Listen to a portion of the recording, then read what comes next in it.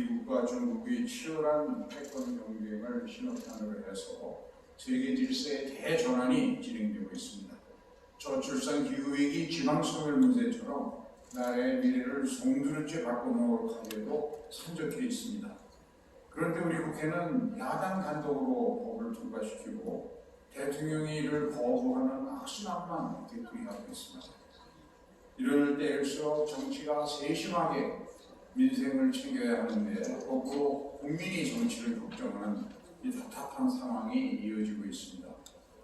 대내외적 위기 앞에서 민생을 살리고 대한민국의 미래를 준비하기 위해서는 대화와 타협의 정치가 마련되어야 하고 이를 위해서는 승자 독식의 선거제 개편이 필수입니다. 법으로 정한 선거구 획정 시한은 이미 3달 가까이 지났습니다. 저는 7월 15일까지 선거제 개편 협의를 맞춰달라고 요청을 했습니다. 선거제 개편이 더 늦어지면 변효의원과 정치 신인 간의 공정한 경쟁이 어려워지고 재외국민의 참정권 보장에도 어려움이 따르고 무엇보다 국민에게 선거에 관한 정보를 제대로 제공하지 못하게 되는 문제를 안게 됩니다. 이런 문제야말로 국회가 무작위를 통해서 위헌적 그런 행태를 만들어내고 있는 게 아니냐는 그런 지적이 전문가들 사이에서도 나오고 있습니다. 다가오는 8월부터 국회는 결산 심사를 시작으로 대정부 질문, 국정감사, 예산 심사에 임해야 합니다. 이런 하반기 국회 일정을 고려하면 이번 주가 사실상 선거제 개편의 마지막 모멘텀이라고 말씀드릴 수 있습니다. 정개특위 논의를 거쳐서 그동안 전원위원회를 개최했고 역사상 최초로 국민 공론조사까지 실시했고 국회를 주입하는 1200여 명의 기자들을 상대로 웹조사를 해서 그중에 650명이 웹조사에 응하고 의견을 보였습니다. 이와 같은 충분한 수기 과정, 토론 과정을 거쳐서 국회의원 300명이 이제 선거법 내용과 또 어느 것이 어떻게 실제로 작동되는지에 관해서 수기 과정을 거쳐 잘 알게 되고 지도부도 이제 잘 합니다. 그러면 이제는 선택과 결단만 남았다고 생각이 됩니다. 오늘 선거제 개편을 위해서 이렇게 언론계 학계 시민단체가 한자리에 모인 것은 처음인 것 같습니다. 선거제 개혁을 원하는 우리 사회 각 분야의 열망이 한자리에 모인 만큼 오늘 토론회가 정치권의 결단을 촉구하는 그런 계기가 되기를 기대합니다. 다시 한번 뜻깊은 행사를 마련해 주신 많은 분들께 감사드리고 10월 15일까지 선거법 협상을 끝내고 다가오는 재연절부터는 본격적인 개헌 논의에 착수할 수 있기를 희망합니다. 저도 이번 여름에 선거제 개편을 마무리하기 위해 긴장의 끈을 놓지 않고 국회의장으로서 최선을 다할 생각입니다. 감사합니다. 선거법 개정 지금 현재까지의 상황, 마무리할 말씀을 나누고 2부에서는 헌법과 선거법에 관심을 갖는 다른 시민단체 대표들이 앞으로 국민적 안보를 어떤 방식으로 조직해낼 것인지 함께 좀 뜻을 모으는 그런 취지의 토론회를 준비하는 것으로 그렇게 이해를 하고 있습니다. 자, 지금부터 1부 토론을 시작할 텐데요. 1부 토론은 말씀드린 것처럼 선거법에 대한 기본 입장, 또 앞으로 선거법 개정이 어떻게 될 것인가에 대한 전망, 이런 말씀들을 좀 나누겠습니다. 먼저 참석해 주신 분들을 한 분 한 분 소개해서 인사를 좀 드릴까요? 먼저 국민의힘 조혜진 의원입니다.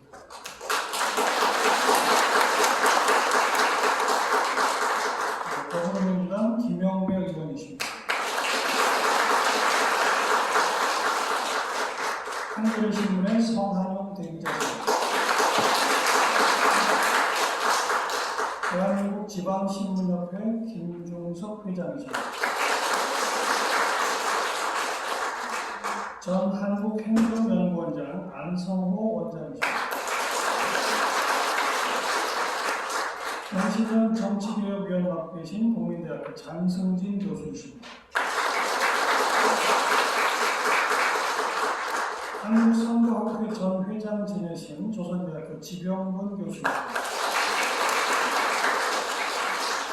국립법률센터 농본의 대표를 맡고 계신 하성수 변호사이십니다. 지금 현재 시간이 2시 36분인데요. 지금부터 약 100분간 토론하겠습니다. 여러분 나눠드린 유인물에 있는 그 시간 테이블이 조금 잘못되어 있습니다. 저희가 6시까지 마무리를 질 예정이고요. 지금부터 1부 토론에 100분 할애하고 10분 쉬었다가 남은 시간 2부 토론으로 진행하겠습니다. 100분이라고 합니다만 토론에 참여해 주신 분들이 모두 8분이나 돼서 저희 주최 측에서 토론에 참여하신 모든 분들께 한 분 한 분께 연락을 드려가지고 모든 발언을 정확히 3분 이내로 좀 해주십사 부탁을 드렸습니다. 그리고 3분 안에서는 지금 논의되고 있는 선거법, 국회의원 정수, 또 중대선거제 도입 여부, 비례대표 의석의 비율, 또 비례대표 배분 방식 등등 핵심적인 내용에 대한 기본 입장을 좀 밝혀주실 것을 요청을 드렸습니다. 한 분 한 분 제가 방금 인사 소개한 대로 3분씩 모두 받은 말씀을 먼저 듣는 것으로 토론을 시작하겠고요. 3분을 지키시는 데 좀 도움이 되라고 그리고 바로 앞에 3분이라고 써있는 스톱워치 여러분 보이십니까? 8분 다 보이시죠? 보이시죠? 네. 3분 이내에 꼭 좀 맞춰주시기 부탁드리겠습니다. 먼저 국민의힘 조의진 의원부터 시작합니다. 네, 좀 전에 우리 국회의장님 말씀하신 것처럼 대한민국은 전 세계 1위를 향해서 올라가고 있는데 우리 정치는 거꾸로 내려와서 지금 바닥으로 왔습니다. 우리 선거법이라는 게 맞는 건 아니지만 이런 바닥에 내려온 막장에 와 있는 정치 문제를 개선하는 데 일정부분 기여할 수 있다는 그 기대 때문에 우리가 오랫동안 이 논의를 해왔습니다. 여야 국회에서 논의 결과에 개정의 방향에 대해서는 대체로 사표를 축소해야 된다. 그것을 통해서 성자 독식을 개선해야 된다. 지역구도를 완화해야 된다. 정치의 다양성을 강화해야 된다. 또 지역 소멸을 방지하는 데 기여할 수 있어야 된다 하는 쪽으로 공감대가 모아졌습니다. 이런 취지에 부합하는 제도는 뭐가 있느냐라는 데 대해서도 대체로 지역구는 중대선거구제가 도움이 된다. 또 비례는 연동형 제도가 도움이 된다 하는 쪽으로 공감대가 있고요. 지역구 같은 경우에는 또 지방의 의석을 좀 보강할 필요가 있다.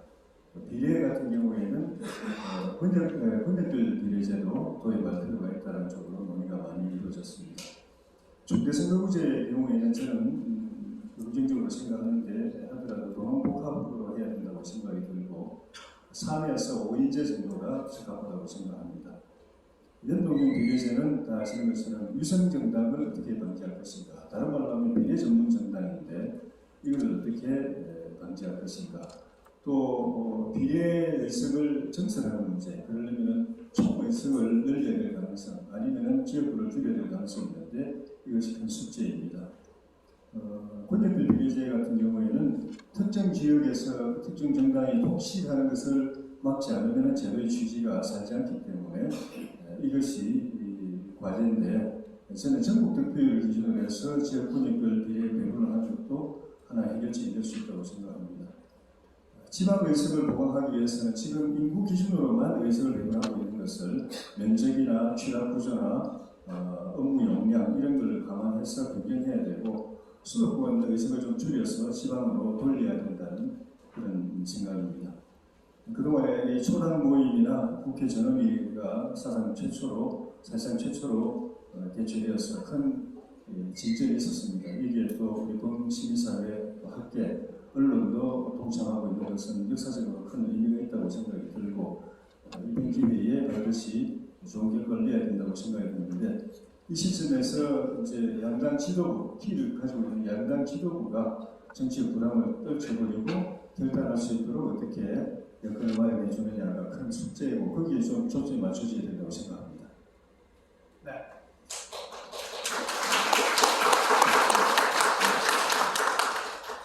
모범적으로 3분의 시간을 잘 지키셨습니다. 더불어민주당 김영배 의원 계속 발언해 주시죠. 네, 김영배입니다. 저는 현재 전개특위 민주당 간사를 맡고 있고요. 얼마 전까지는 초당 국회의원 모임에 간사를 맡았었습니다. 최초로 이제 전원위원회를 열고 초당 모임을 진행해 왔는데 성과가 꼭 있었으면 좋겠습니다.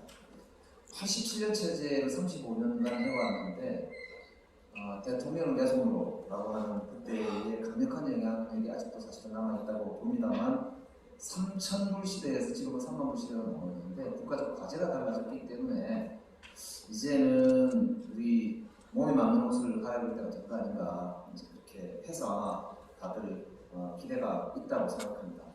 민주당의 입장을 공식적으로 말씀을 올리겠습니다. 민주당은 이번 선거법을 반드시 좀 고쳐야 된다 이런 입장을 가지고 있고요. 개헌 전까지라도 선거제도 문제 바꾸자 입장입니다. 의석수는 가능한 확대하자는 주장도 많았습니다만 일단 300석을 주의자는 좀 있기 때문에 유지를 하더라도 비례대표제를 일단 최소 한 얼마 이상으로라도 최소 60석 이상으로 확대해야 된다라고 하는 게 저희 입장이고요. 그렇게 된다면 지역구 문제는 소선거구제를 기본으로 생각하지만 중대선거구제 일부 특광역시에서 113석에 해당합니다.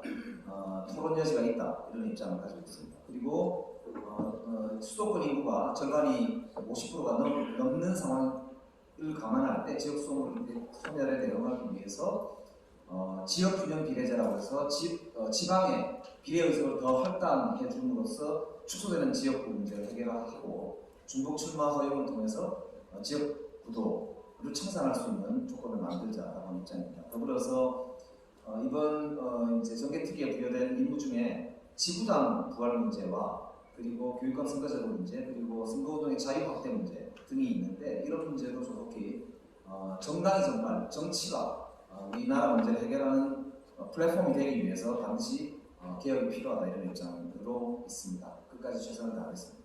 이상입니다.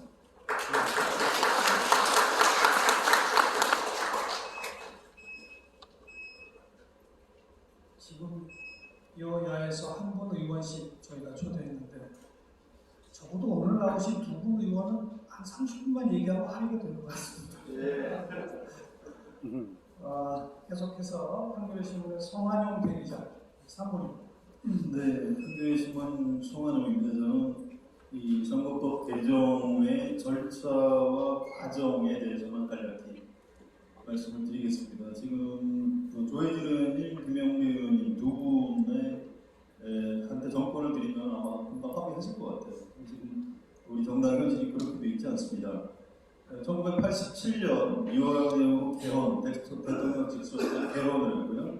1988년 13대 국회의원 선거를 앞두고 국회의원 소선거구제 플러스 전국구 제도가 정착된 이후 지금까지 선거법 개정, 개헌 둘을 다 안 되고 있습니다. 여러 가지 이유가 있습니다만 그 사이에 우리 정당 내부의 리더십이 많이 좀 달라졌고요. 제가 후퇴했다고 표현하지는 않겠습니다. 그 다음에 2000년, 2010년에 정보화혁명, 모바일혁명 이런 것 때문에 의사결정 구조 자체가 좀 많이 달라진 겁니다. 그래서 지금 우리가 맞닥뜨린 현실은 뭔가 제도 변경을 해야 되는데 그걸 해낼 수 있는 리더십이나 정당 내부의 의사결정 구조가 무너져 있는 상태죠. 그래서 어느 게 원인이고 어느 게 결과인지 모르겠습니다만 이 두 가지가 뒤섞여서 우리가 지금 수렁에 빠져서 빠져나오지 못하고 있는 게 우리 현실입니다. 그래서 저는 헌실 정치를 취재해서 기사를 쓰는 기자입니다. 그래서 이 소선거구제, 중대선거구제 다 장점, 단점이 있다고 생각합니다. 저는 이 소선거구제나 중대선거구제냐 이게 어느 게 옳다 그르다 이런 토론을 하는 것보다도 정당 내부의 어떤 의사결정 구조, 어떤 정치적인 리더십을 회복을 해서 여야가 어떻게든 이 선거법 개정이라는 제도 변경을 해낼 수 있는 겁니다. 이걸 해낼 수 있다면 그 결과가 뭐 소선거구제 번역된 비례대표제든 아니면 중대선거구제든 우리 국민은 인정하고 받아들여 줘야 된다고 생각합니다. 그런 정치적인 합의를 이루는 것 자체가 대한민국 정치의 굉장히 큰 진전, 발전이라고 생각합니다. 현실적으로 지금 의원들은 여야 내부에도 각각 의견이 달라서 의견을 모으기가 쉽지는 않습니다. 그래서 지금 김진표 의장님이 여러 가지 노력을 하고 계십니다만 제 생각에는 이 선거법 개정은 국회의원들만의 의제가 아닙니다. 우리 온 국민의 의제고, 그래서 윤석열 대통령, 또 현실적으로 야당 대표를 맡고 있는 이재명 대표, 이런 분들도 좀 적극적으로 이 선거법 개정 협상에 나서야 그것들의 결과물을 만들어낼 수 있다고 생각합니다. 자, 여기까지 말씀드리겠습니다.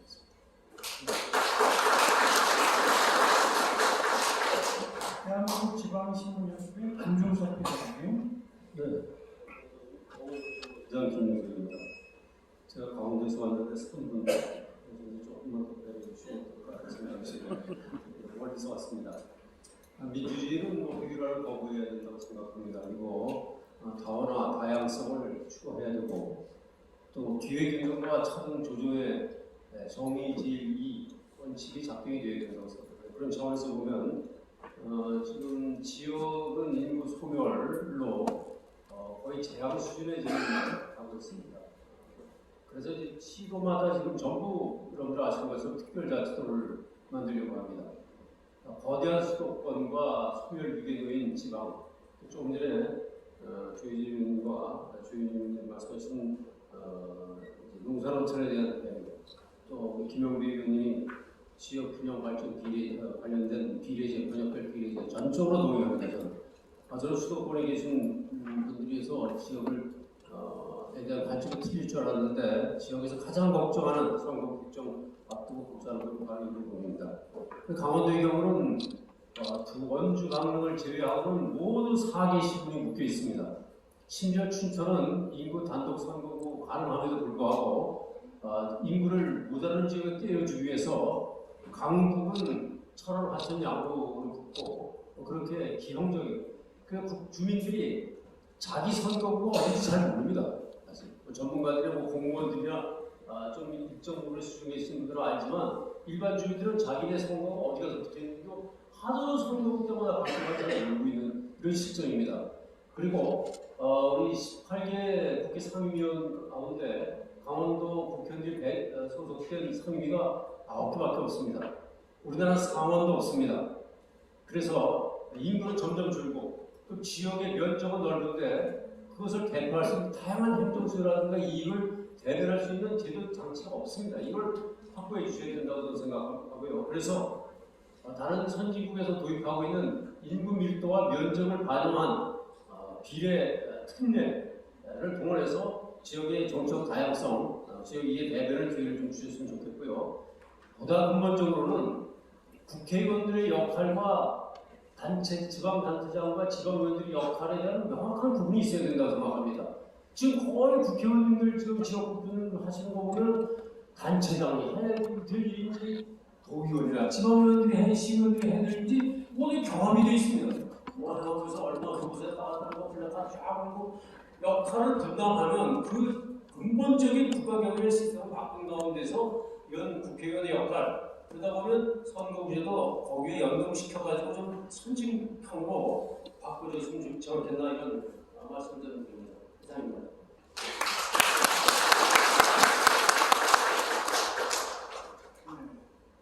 다음은 경실련 정치개혁위원 맡고 계신 국민대학 장성진 교수이십니다.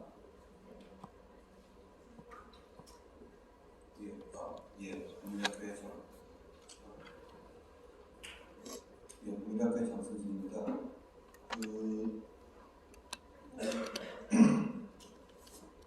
수업 이게 학교에서 강의를 하고 이럴 때 선거제도에 대해서 설명을 하고 있다면 항상 하는 이야기 중에 어차피 세상에 완벽한 선거제도라는 건 존재하지 않는다. 이 선거제도는 다 나름대로의 장점과 단점을 가지고 있다라는 이야기를 항상 학생들에게 합니다.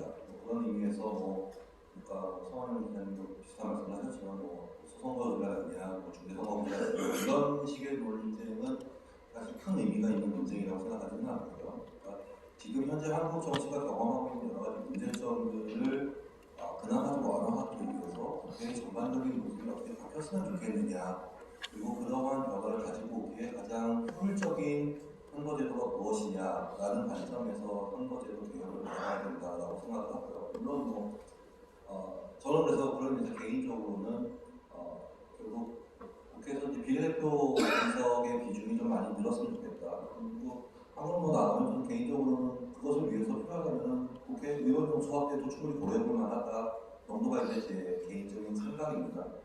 이따가 구체적인 장단점, 제도적인 장단점에 대해서 계속 이야기가 나오겠고 그런 이제 생각하도록 하고 외부의 이제 학자의 눈으로 봤을 때 지금까지 거의 반년 넘게 진행되어 온 선거제도 개혁 과정, 논의 과정에서도 우려되는 점 몇 가지만 말씀드리고 짧게 마무리하려고 합니다. 첫 번째는 좀 이 선거제도 개혁이 개혁을 위한 개혁이 되어서는 안 된다고 생각합니다. 의장님의 그 충정은 충분히 이해는 하지만 그리고 선거제도 개혁의 필요성을 인정을 하지만 시한을 정해놓고 언제까지는 더 가자 그래서 당장 이번 선거부터 또 적용해야 된다 이런 감각에서 좀 벗어나서 장기적으로 솔직히 2020년에 했던 준연동형 선거제도 한 번 더 한다고 해서 대한민국이 망하거나 그러지 않은 거거든요. 그러니까 조금 더 여유 있게 논의를 진행했으면 좋겠다는 생각을 가지고 있고 두 번째는 이 선거제도 개혁에 대한 논의가 정치권과 유권자들 사이에 잘 소통이 되지 않는다는 느낌을 외부에서 많이 받습니다. 정치권에서는 2+2가 몇 플러스 몇이다 이렇게 이야기를 하는데 거기서 오고 가는 이야기가 어떤 의미를 갖는지 유권자들에게 제대로 설명이 되지 않고 있다는 느낌을 받아요. 그래서 얼마 전에 KBS에서 했던 그 500인 공론조사가 아마도 그런 간극을 주기 위한 거의 유일한 노력이 아니었을까 싶고 그런 식의 논의가 그러니까 유권자의 여론을 반드시 따라갈 이유는 없지만 최소한 어떤 논의가 진행되고 있고 이 논의가 왜 이런 방향으로 흘러가고 있는지에 대해서 끊임없이 우리들과 소통을 하는 그런 과정이 좀 있었으면 좋겠다는 마음입니다. 이 정도로 마무리하겠습니다. 네. 다음 조선대학교 신병근 교수님. 예. 어떻게 보면 굉장히 뻔한 이야기가 될 수도 있겠지만 이번 선거제도 개선 과정에서 현재 집권하는 한계가 다시 한번 명확하게 드러났다고 생각하고요. 정대특위가 많은 노력을 했다는 부분에 대해서는 의미로 부여할 수 있지만 원내 정당들의 노력만으로는 개혁을 이루기가 굉장히 어렵다는 점이 다시 한번 드러났다고 생각합니다. 소위 얘기하는 외부의 침벽, 시민들의 참여가 선거법 개정 과정에서 반드시 있어야 된다고 생각을 하고요. 결과에 어떻게 되든지 간에 저는 이 선거법 개정 논의를 시작할 때 출발점을 잊지 말아야 된다고 생각을 합니다.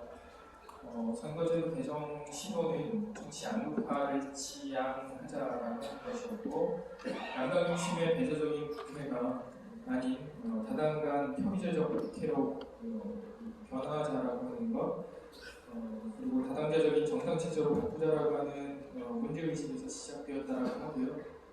선거법 개정이 어떻게 되든지 간에 향후에 장기적으로 이 과제를 실현하기 위한 노력이 지속되어야 한다고 생각을 합니다. 국회의원 선거구와 관련해서 제가 한 말씀만 좀 드리면 다층적으로 선거구 개편이 진행될 필요가 있다고 하는 부분에 저는 동의를 하고요. 특히 저는 제가 살고 있는 곳이 광주인데 광주나 대구는 어떤 방식으로든 예를 들면 중대선거구제를 도입을 하든 어떤 방식으로든 일당이 지역의 모든 지역구 의석을 다 가져가는 이 방법은 꼭 변화를 시켰으면 하는 바람을 일단 말씀드립니다. 그리고 선거제도의 개혁 방향은 다 아시는 것처럼 크게 추상적으로 들릴 수도 있겠지만 비례성, 책임성, 대표성을 강화하자라고 하는 겁니다. 그 중에서 가장 많이 언급되어지고 있는 게 이제 비례성 부분인데 비례성을 높이는 방법은 아주 단순합니다. 비례대표 의석을 늘리면 되는 거고요. 그것을 늘리지 않은 상태에서 비례성을 높이려고 아무리 다른 방법을 강구를 해도 대안은 나오지 않을 것이라고 생각을 합니다. 아까 민주당에서 60석 얘기를 하셨는데 김영규 의원께서 60석이 단독이다 말씀, 60석 이상을 단독이라고 말씀을 하셨는데 제가 기존 선거제도를 가지고 100석 기준으로 해서 지역구 200, 비례 6월 계산을 해봤는데 그래도 비례성이 제대로 실현이 되지 않습니다. 이 부분을 고려해서 비례 의석을 조금 더 늘리는 방안을 고려를 해주셨으면 하고요. 그리고 시간 관계상 하나만 말씀을 드리면 권역별 비례대표제를 도입하기는 어렵지만 정당 내에서 공천 과정에서 권역별 비례 후보자를 공천하는 방안을 적극적으로 고민 좀 해보셨으면 합니다. 네, 이상입니다.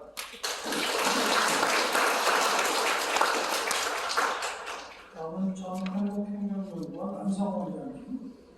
네, 저는 3분 시간을 맞춰보려고 글로 준비했습니다. 혹시 시간이 초과되면 우선 토론 시간을 제약하도록 하겠습니다. 복합 위기 시대에 정치화적 위기를 주장하고 있습니다. 정치인들은 갈등을 해결하고 국민 통합을 도모하기는커녕 갈등을 증폭시키고 국민 분열을 부추기고 있습니다. 이런 정치 위기를 불러온 주범 중 하나는 국회의원 선거제도입니다. 승자 독식의 국회의원 선거제도는 민심을 왜곡시키고 저질 입법을 양산하며 정책 뒤집기로 정치 분실을 키우는 온갖 병폐를 빚고 있습니다. 지난 4월 500여의 공동조사에서 무려 84%의 응답자들이 현행 선거제도 개혁에 찬성했습니다. 학습과 수의, 토론을 거친 500인 회의의 선택은 국민의 명령으로 간주할 수 있다고 봅니다. 정치 위기의 해결책으로 종종 중대선거구가 거론되지만 중대선거구제만으로는 양당제의 독과점 회의를 근원적으로 해결할 수 없습니다. 500인 회의 공론조사에서도 중대선거구제보다 소선거구를, 초선거구를 16% 더 선호했습니다. 소선거구 단순 다수제의 병폐는 비례대표제로 해결하는 것이 순위라고 봅니다. 500여의 공론조사에서도 70%의 응답자들이 비례대표제 강화에 찬성했습니다. 비례대표제의 국제적 성공 사례는 적지 않고 이에 관한 연구도 상당히 축적되었습니다. 비례대표제는 다당제 협치를 통해 정치 안정과 높은 정책 성과를 올리는 데 효용이 있는 것으로 밝혀졌습니다. 2015년 중앙선거관리위원회도 권역별 비례대표제를 제안하였습니다. 기존 국회의원 선거제도도 비례대표를 인정하지만 지난 총선 때 사용된 준연동형 비례대표제는 비례대표 의석이 전체 의석의 15%에 불과했고 유명정당까지 등장해서 유명무실한 제도로 전락했습니다. 독일의 연동형 비례대표의 모델은 소선거구 단순 비례 다수제에 익숙한 우리가 수용하기에 무난한 비례대표입니다. 더구나 양당 정치인들에게 마냥 불리한 제도도 아닙니다.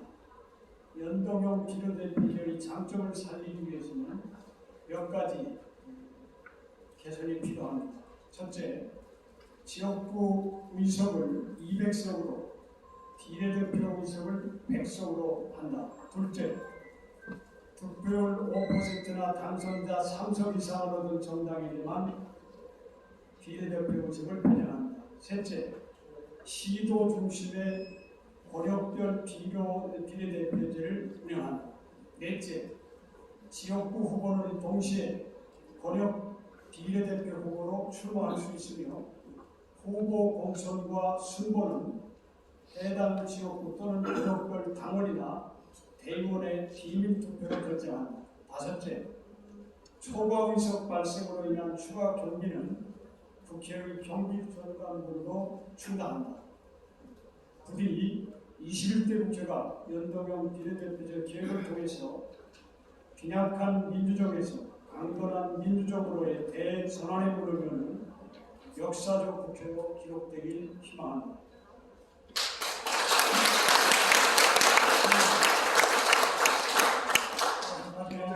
한국법률센터 농공의 하성수 변호사.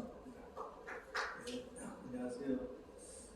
앞에 일부분께서 내용적인 말씀해주시고 절차적인 말씀해주셨는데 저는 지금 시점이 이제 2023년 7월이라는 걸 저희가 감안해야 될 것 같습니다. 당장 내년 4월에 실시될 총선에 적용될 선거제도하고 그냥 우리가 좀 만약 내년 4월 총선 전에 큰 틀의 변화가 좀 어렵다면 저는 사실은 이미 좀 실기를 했다고 생각합니다. 그래서 말씀드리면 그렇다면 이제 우리가 좀 장기적으로 우리가 어떻게 보면 한 2, 3년 정도 시간을 좀 가지고 논의를 어떻게 할 것인지 두 가지를 저는 좀 고민할 때가 되었다. 그거는 어쩔 수 없이 뭐 김진표 의장님이나 아니면 오늘 그 자리에 계시는 조혜진 의원님, 김용기 의원님 같은 분들이 노력을 해오셨지만 어쨌든 의도치 않게 노력을 했으나 어쨌든 지금 실기는 좀 했다라는 걸 저는 인정할 수밖에 없다고 생각합니다. 그렇게 해야지 조금 더 현실적인 논의가 가능하지 않을까 싶어서 그래서 이제 그에 대해서 제가 좀 의견을 말씀드리겠습니다. 저도 뭐 제가 선호하는 선거제도가 있습니다. 나름대로 선거제도를 연구한 사람들도 독일식 연동형 비례대표제라든지 안성 교수님께서 좀 전에 말씀하신 아니면 뭐 독일어 덴마크가 스웨덴이 원형별 비례대표제라든지 여러 가지 대안들이 있는데 그런 큰 틀의 대안을 논의하기에는 말씀드린 것처럼 지금 좀 시기적으로 이게 좀 어렵다라는 생각합니다. 그래서 저는 이제 개인적으로는 그 두 가지 부분했을 때 내년 총선 같은 경우는 그냥 현행 선거제도를 유지하면서 현재 선거제도가 준연동형으로 되어 있는데 현재 준연동형 제도도 그래도 나름대로 비례성 같은 것은 이 정도로 개선됩니다. 다만 지난번처럼 위성정당만 등장하지 않는다면 지금의 준연동형도 그렇게 과거보다는 장점이 있는 선거제도라서 저는 내년 총선 전에 일단 현실적으로 준연동 위성정당 방지조항 정도만 만들어가지고 현행 선거제도로 그냥 내년 총선을 치르는 것이 낫지 않을까. 지금 갑자기 선거 무제를 대폭적으로 바꾸기도 힘든 상황이고 그리고 뭐 의석수라든지 이런 것들도 저는 아직까지 국민들이 전체 의석수를 늘리는 데 대해서는 아직까지 공감대가 없다고 약하다고 생각합니다.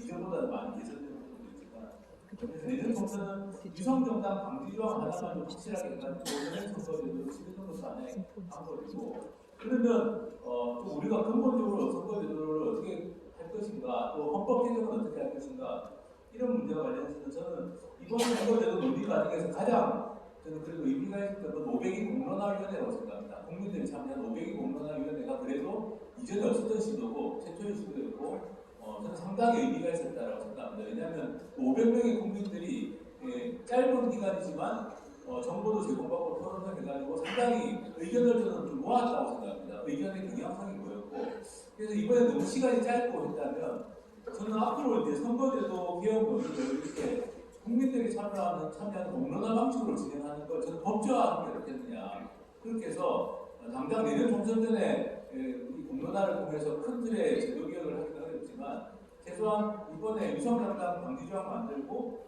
그 국민 참여 공론화 방식을 법제화해가지고 그래서 2년이면 2년, 1년이면 1년 기간을 두고 국민들이 참여해서 2024년 지방선거 때부터 적용할 선거법을 국민들이 참여해서 정하도록 하는 2026년 지방선거가 있으니까 2026년 지방선거, 2027년 대선, 2028년 총선에 적용된 선거법을 국민들이 직접 참여해서 정하도록 하는 것이 좋지 않겠는가라는 게 제 생각입니다. 그걸 그냥 막연하게 정치적 약속을 하면 안 되니까 공직선거법에 이 부분을 법제화해가지고 그래서 두 가지 위성정당 방지조항과 국민 참여 공론화 방식을 법제화하는 것 두 가지를 하고 내년 총선 현재 선거제도를 치르는 것도 하나의 방법이 아닐까 싶습니다.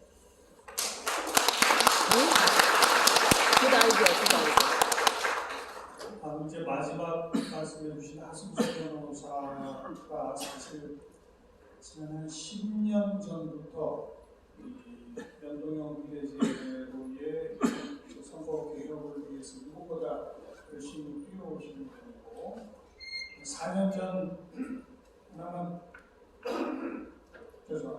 도입된 이 준연동형 선거법 개정을 이끌어내는데도 많은 공을 세우신 분인데 그분이 지금 이번 선거법은 그냥 내년 총선은 이번 선거법대로 그냥 가자. 대신 위성정당만 못하게 하자. 이 정도 말씀으로 마무리하시는 거 보니까 지금 시간이 얼마나 많은지가 다시 한번 느껴지게 되는데요. 하지만 오늘 8분 말씀 중에 이 비례대표나 중대선거구제에 대한 구체적 언급을 안 하신 분도 한두 분 계셨습니다만 그 외에 다른 분들은 대체로 비례대표 의석이 좀 늘어나는 방향에 대해서 동의를 하시는 것 같고 중대선거구제는 좀 반대하시는 분도 있었습니다만 저는 복합 형태로 좀 검토 가능하지 않느냐 그리고 지방 소멸에 대응하기 위한 그런 어떤 별도의 장치가 필요하지 않느냐 뭐 이런 얘기들은 대충 거의 의견에 공감되며 이 자리에 토론에 참여하신 분들을 보여주신 것 같은데 근데 먼저 이제 조희진 의원이 첫 발언을 좀 청하면서 나머지 분들도 지금 마이크가 전부 켜져 있거든요. 그러니까 자연스럽게 그냥 토론에 참여해서 의견을 주시기 바랍니다.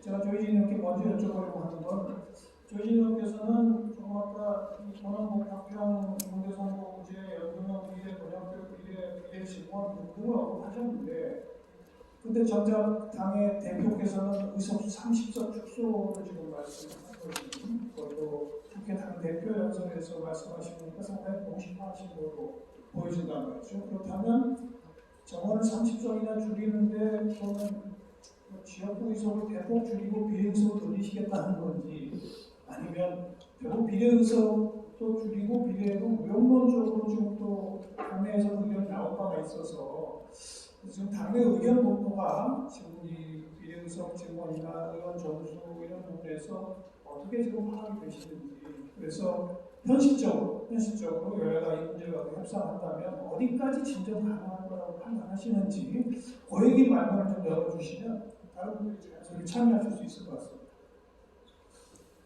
그 문제에 대해서 저희 당의 공론화 과정이나 또 당론이 형성되어 있지 않습니다. 그런데 사적으로 동료연들 간에 오고 가는 대화 속에는 그게 이제 여론의 일반적인 흐름이고 또 민심이기 때문에 그렇기도 하겠지만 의석을 동결하거나 아니면 줄이는 데 대해서 좀 그대로 수용하는 분들이 꽤 계신 것 같고요. 비례제에 대해서는 그보다 훨씬 더 당내 의원들 속에 부정적 인식이 강합니다. 의석 전체를 동결하느냐 줄이느냐에 대해서는 그 정도는 아닌데 비례대에 대해서는 없애거나 더 축소해야 되지 않느냐는 의견이 제가 볼 때는 다수인 것 같습니다. 그리고 만약 비례제를 줄인다고 하면은 그러니까 의석을 줄인다고 하면은 그거는 최고 의석을 줄이는 게 아니라 말씀드린 것처럼 비례제를 줄여서 전체 의석을 줄여야 되는 쪽의 의견이 좀 더 많은 것 같은데 이게 이제 공론을 통해서 검증되고 확인되고 또 당론화된 건 아닌 상태입니다. 저희 당은 기본적으로 지난 4년 전 선거법 개정 과정에 대한 트라우마가 있어서 그리고 어쨌든 지금 국회에 다수 의석을 민주당이 가지고 의사결정권을 가지고 있기 때문에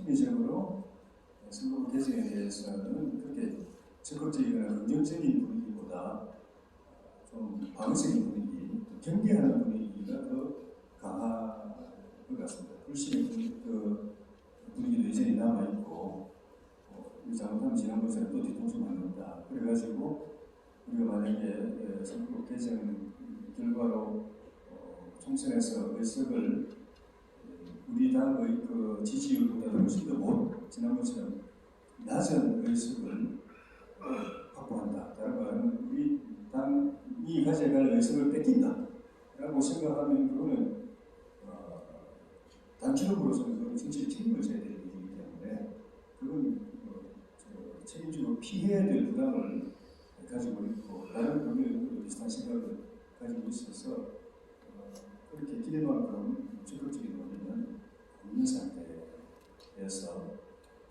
나중에 기회 되면 혹시 말씀드릴 기회가 있을지 모르겠지만 협상을 하더라도 이 지금 현재의 이 국회 운영의 틀, 또 정치 여야 간의 이런 정치 행위의 구도 그 자체가根本적으로 바뀌지 않은 상황에서는 적극적으로 협상하기도 지금 입장에서 볼 때는 쉽지 않은 그런 상황이라고 생각합니다. 내친김에 민주당 내 의원들의 의견 분포도 조금 네. 지금 조혜진 의원이 아주 소상하고 솔직하게 말씀해 주신 것을 저는 하는데 민주당도 좀 조혜진 의원님하고 저는 이제 아무래도 방송에서 그렇지만 정개특위 내에서 같이 쭉 그동안 이렇게 지난번 정개특위도 저희 둘이 여야 간사였고 지금 여야가 바뀐 상태이기 때문에 같이 속해 있습니다만 현실적으로 이제 말씀대로 지금 논의가 좀 지지부진해왔던 게 사실입니다. 근데 이번 아까 의장님 말씀하신 바대로 이번 주 내에 해달라고 하는 의장님 주문이 있었고 지금 여야 정개특위 간사니까 김상훈 간사님하고 저하고 이번 주 다음 주에서 밀도 있게 논의를 일단 진행을 할 예정입니다. 그런데 이제 민주당 내에서 크게 보면 민주당은 공식 입장은 아까 말씀드린 대로 당론에 가깝게 왜냐하면 의총을 열어서 완전 결정한 건 아니라서 나중에 여야 협상 끝나고 나면 의총을 열다 이렇게 되어 있기 때문에 소선거구 권역별 비례대표 준연동형이라고 하는 기본적인 안을 가지고 있습니다. 그리고 거기에 기본적으로 권역별 비례에 최소 6개 권역을 하면 10명씩은 돼야 되기 때문에 비례를 60석 이상은 늘려야 된다. 그러면 지역구를 240석 이하로 줄여야 된다는 것이기 때문에요. 줄일 때 소선거구로 줄이느냐 아니면 일부 특방역시를 이제 중대선거구에 전환하면서 도농복합제로 갈 때 대도시에서 의석을 줄이느냐 그런 이제 고민이 남아 있는 거 사실입니다. 분포는 대체로 전체적으로 보면은 이제 한 3분의 1 정도는 도농복합제를 포함해서 이제 비례성과 대표성을 높일 수 있는 쪽으로 검토하자라고 하는 주장이 있고요. 소선거구제를 기본으로 하고 권역별 비례를 그대로 가는 걸로 하는 게 3분의 2쯤 됩니다. 그리고 이제 아직 전체적인 의총을 열어서 이거에 대해서 의사결정을 해본 건 없어서 어떻게 결정될지는 알 수 없는 상황이고 나머지는 결국 당 지도부의 결단이 남았다 이렇게 말씀드리고요.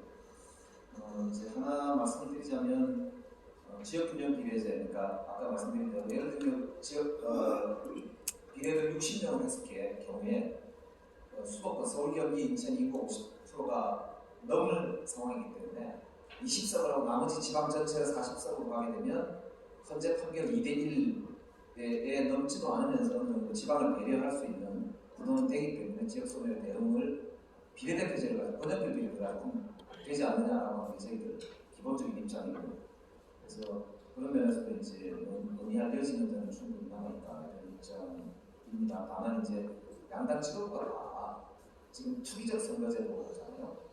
지난번에 민주당이 국민의힘이 8%를 이겼습니다. 지역구에서. 그런데 지역구 의석은 80대 100명씩 나왔습니다.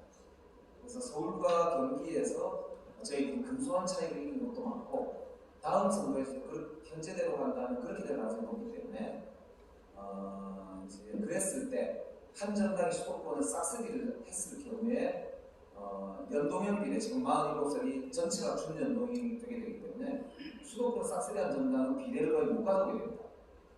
그렇기 때문에 위성정당을 만들 수밖에 없는 유혹이 이 47석 내에 남아있고요. 그런데 법적으로 위성정당을 완벽하게 막을 수 있느냐 아무리 시뮬레이션 해봐도 쉽지 않다는 게 지금까지 판단입니다. 그렇기 때문에 여전히 정치가 무능하게 국민 불신이 부추기지 않을까라는 우려가 현실적으로 있어서 이 문제는 그냥 현행대로만 가자라고 해서 되는 문제가 아니지 않느냐라고 하는 걱정 때문에 협상의 이제 그런 필요성 이런 것이 남아있다는 말씀을 드리겠습니다. 송환 기자는 어떻게 보세요? 협상 가능할까요? 이게 이상이 돼 있습니다. 이게 제가 아까 말씀드렸듯이 그나마 1988년에 이게 선거법을 그때 고칠 수 있었던 건 리더십이 살아있던 그 당시 노태우 대통령, 그 다음에 김영삼, 김대중, 김정필 의원들이 완전하게는 아니죠. 불완전하지만 대략 선거구제의 전국구를 좀 한 총력으로 가자 이렇게 합의를 해서 된 건데 사실은 솔직히 말씀드리면 지금도 이거 의원들 300명의 의사를 다 조정하기 쉽지 않을 겁니다. 그래서 두 분 의원님한테 아주 짧은 보충 질문 비슷하게 꼭 드리고 싶은데 이게 어쨌든 윤석열 대통령이 연초에 조선일보하고 인터뷰하면서 나는 중대선거구제를 선호한다는 말씀을 드리고 있는데 그게 그냥 일반 논으로 그냥 툭 한마디 하신 건지 아니면 뭐좀 실제로 무게가 실린 건지 또 지금 국회에서 진행되고 있는 선거법 개정 논의에 대해서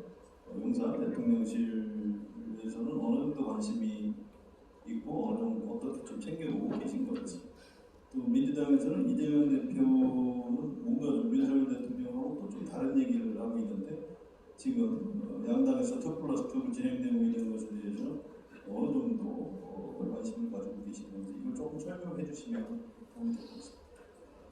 대통령실 어떻습니까?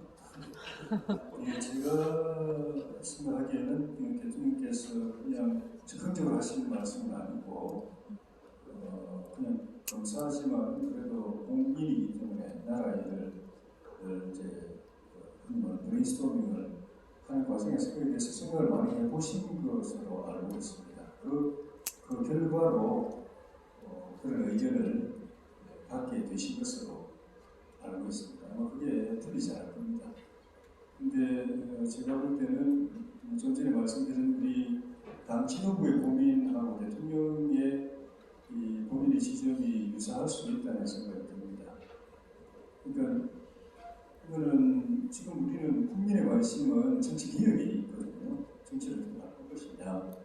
그걸 통해서 대한민국의 새로운 도약을 이끌어칠 수 있는 순기능할 수 있는 정치를 어떻게 전환시킬 것이냐. 이게 국민적 관심이고, 물론 국민 가운데도 완전히 진영화되어 있는 분들은 그거보다는 우리는 이기는 것, 그게 중요하다고 생각하는 분들이 계시지만 상식적인 국민들은 그 정치 바꾸는데 관심이 있어서 이걸 바꾸려면 선거를 어떻게 선거를 어떻게 바꿔야 되느냐에 대한 관심에 좀 모아져 있다고 생각이 드는데, 현실의 현장에서 정치를 하는 의원들, 또 이 양당 지도부, 또 우리 대통령도 이제 큰 위에 정치를 하시는 분이시기 때문에 이분들 입장에는 현실에 대한 고민이 굉장히 제가 볼 때는 큽니다. 왜냐하면 지금 의석수에 의해서 권력의 지평이 완전히 달라지고 있는 걸 매일 보기 때문에, 매일 보기 때문에 의석이 많으냐 적으냐, 격차가 어느 정도 되느냐에 따라서 이 국가 메커니즘이, 또 국회 메커니즘, 또 입법, 예산, 정책 이런 것이 어떻게 작동하느냐, 어떻게 우리에게 좌절을 주느냐, 어떻게 우리를 무력하게 만드느냐 하는 걸 현실에서 접하기 때문에, 우리가 예를 들면 대통령 입장에서 볼 때는 대통령이 국민에게 약속한 약속과 공약 그대로 국정을 모정하고 집행해서 결과를 내려고 하면 어떤 의미를 붙여야 되는가, 어떤 의식을 해보게 되는가, 또 그걸 뒷받침하는 여당 지도부 똑같은 고민을 하고 있고, 거꾸로 됐을 때 만약에 내년 총선에서 이것처럼 또 여소야대가 된다고 생각했을 때 지도부나 대통령은 심하게 말하면 끔찍한 겁니다. 그러니까 정치를 바꾼다는 이 사항에 대한 고민도 당연히 하시지만, 당장 그 현실 때문에 내년 선거에서 그래도 어떻게 바라기는 우리가 다수 되는 것, 그래서 우리 뜻대로 정치를 펼 수 있는 것. 두 번째는 그게 아니면 우리가 얻은 지지율만큼이라도 의석이 반영될 수 있도록 하는 그 현실적인 고민이 더 많고, 지도부 입장도 저는 여야 민주당 비슷하지 않을까 싶은데 협상이 계속 진행이 안 되는 이유가 선거 직전까지, 저는 그렇게 생각합니다. 예, 저도 그러려고 생각합니다. 선거 직전까지 그냥 가서 그때 결정하자. 왜냐하면 어떻게 선거법이 정해지느냐에 따라서 유불리가 달라지고, 그걸 결정한 지도부는 그에 대해서 책임을 져야 되는데, 지금 결정을 해놨다가 그 선거법으로 연말에 가서 선거 앞두고 시뮬레이션 해보니까 우리가 지는 걸로 나온다, 손해보는 걸로 나온다. 그러면은 바로 정치적 탄핵에 걸릴 수 있어요. 당신들 이렇게 전체절명의 선거 앞두고 선거법 그거 하나도 미리 예측 못하고 통석 합의해 줘가지고 내 선거 그냥 우리가 아무리 말이 얻어도 이 제도가 잘못돼서 지게 생겼네. 책임져라. 선거 지키지도 못하고 아마 인책, 문책을 당할 가능성도 있고요. 더 나아가서 그렇게는 안 나가더라도 결과적으로 선거법이 그 선거법에 의해서 자기가 합의해준 그 선거법에 의해서 손해보고 망했다. 그러면 바로 엎고 정치적으로도 아마 본인은 다시 기회를 갖기가 쉽지 않을 겁니다. 그러니까 근데 그걸 알려면 그 어떤 선거 제도가 유리하고 불리한 것을 알려면 지금은 예측이 보는 대로 힘든 거죠. 선거 정치 상황이 어떻게 될지 모르고 정당 지지율, 대통령 지지율이 어떻게 될지 모르고 민심이 어떻게 흘러갈지 모르기 때문에 최대한 선거 직전까지 가야 판단할 수 있다라는 생각 때문에 소극적일 수밖에 없는 그런 상황이라고 저는 이해를 하고 있습니다. 그래서 제가 아까 말씀드린 대로 그 부담을 덜어줘야 정부가 그 부담을 덜어줘야 일찍 협상하고 결정을 내릴 수 있는 거죠. 어떻게 하면 부담을 줄일 수 있어요? 제가 좀 말씀을 드리고 싶은데요. 이 연동형 비례대표제 또는 일반적으로 비례대표제나 중대선거구제에 대한 오해가 있는 것 같습니다. 중대선거구제가 현재 한국의 싸우는 이런 국대적인 정치를 극복하는 데 도움이 될 수 있느냐. 문제와 관련해서 협치를 해야 된다. 이게 그런 방향으로 나가도록 선거법을 개정해야 되는데 과연 중대선거구가 그렇게 할 수 있느냐라고 하는 데 대해서 제가 좀 말씀을 드리고 싶습니다. 협치를 그동안에도 많이 주장해왔고 시도도 했지만 실패했습니다. 그런데 이거는 어떤 사람들이 나빠서 그런 게 아니고 제도적으로 불가능한 겁니다. 협치라는 건. 현 상황 안에서 협치를 하게 되면 살기로 몰리게 되고 들러리식으로 결과가 처리하기 때문에 불가능합니다. 협치를 하려면 적어도 다당대 쪽으로 가야 되고 그래서 연정이 와야 되고 사실은 연정과 협치를 저는 같은 선상에 볼 필요가 있다고 보는데 코가버넌스 이게 협치를 됩니다. 서로 협력하도록 되어 있는 겁니다.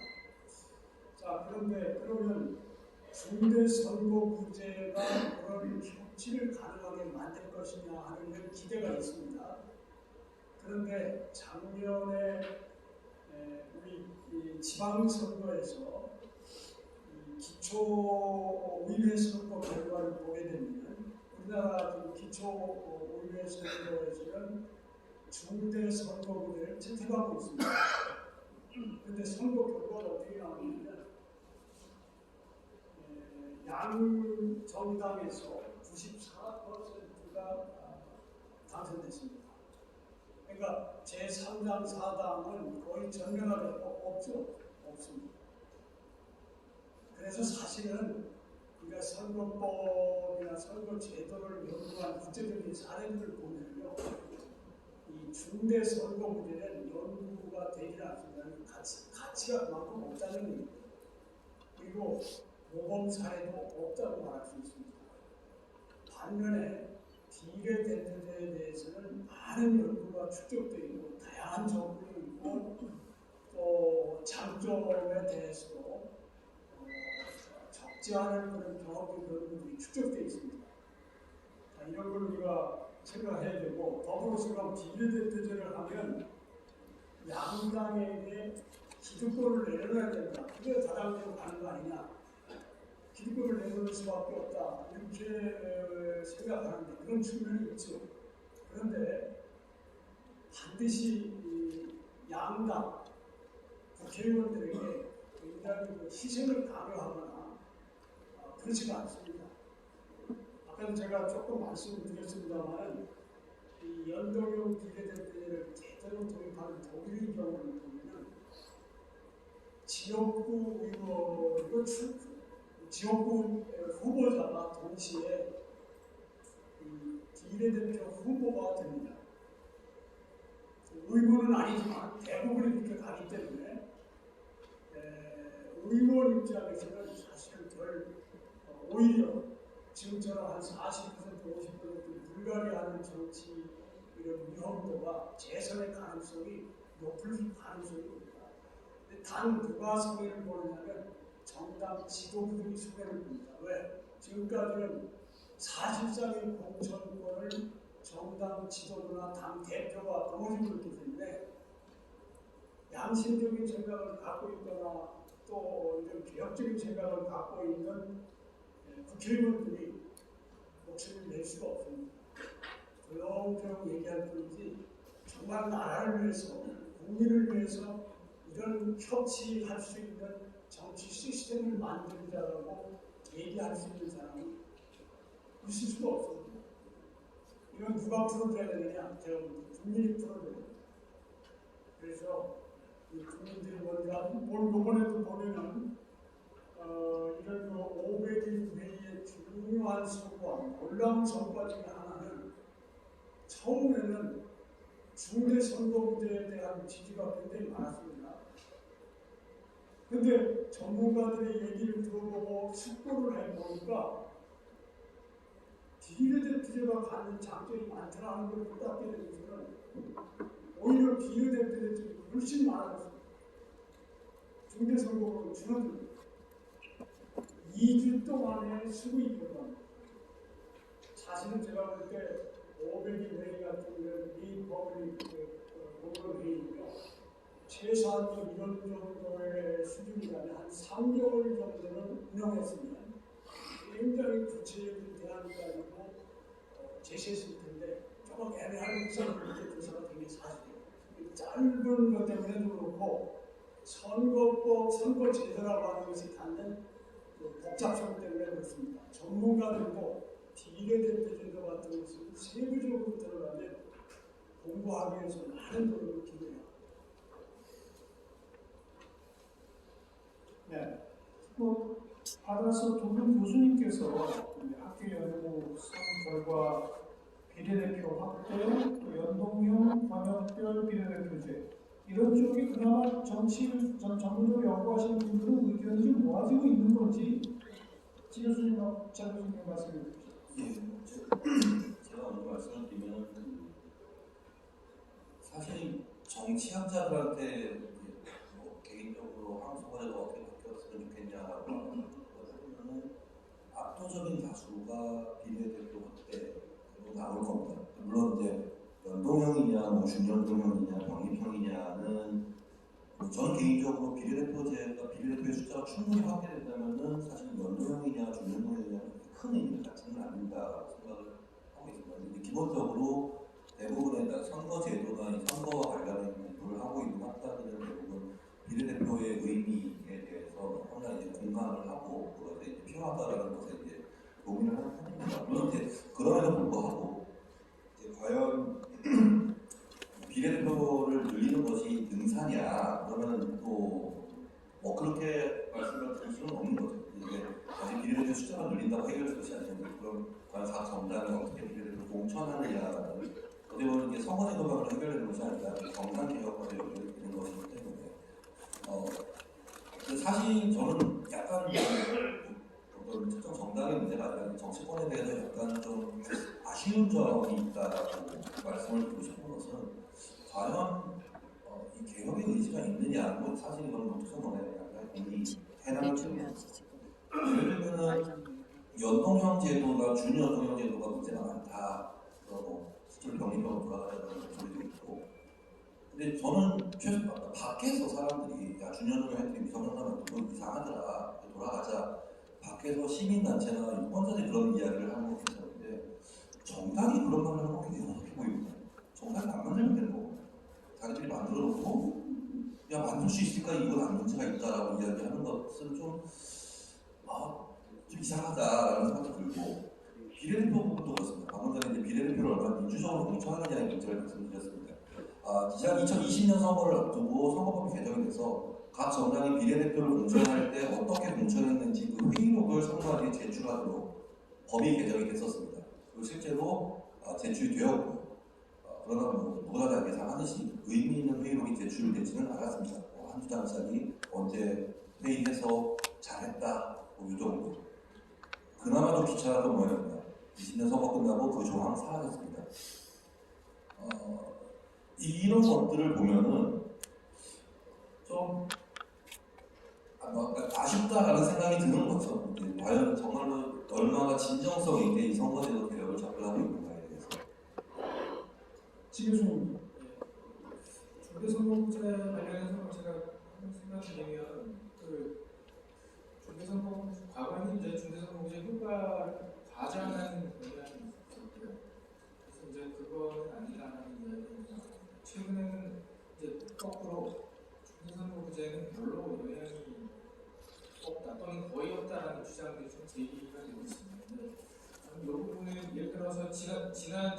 선거 결과를 보고 중대선거구제가 군소연맹들에게 별로 도움이 되지 않는다라고 이야기 단언하기는 되게 힘들다고 생각을 합니다. 다만 중대선거구제만으로 모든 비례성의 문제라든가 이런 게 해결되지는 않는다라고 하는 것. 달리 전에 말씀드리면 정책에서 이제 N+1이라고 해서 선거구의 규모가 커지면 정당의 유효 정당의 수가 늘어난다라고 하는 이론이 있는데 꼭 현실에서 그게 그대로 관찰되는 건 아니고요.